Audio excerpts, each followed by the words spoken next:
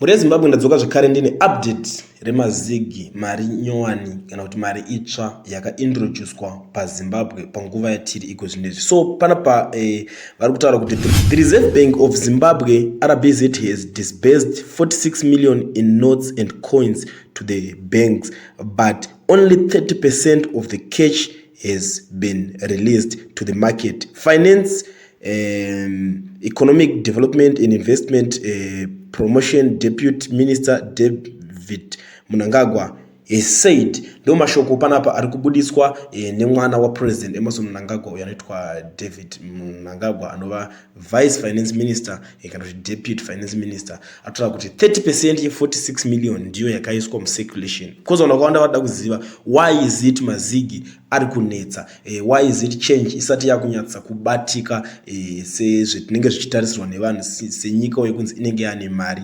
yakawanda. Asiwo vamwewo vanenge vachiti dzinogona kunge iri strategy yekuti mari yavo ibudewo ichiita kakunetsa kuwana kuitira kuti vanhu vazoirespecta ikwanise kunge ichizowana value. But iko zvino zvataura kuti 30% ndo yakaiswa, ndo update iri remazigi, ndo pairi iko zvinezvi nyaya yacho. Kana kuchinge kwazobuda zvimwe tichakuzivisai.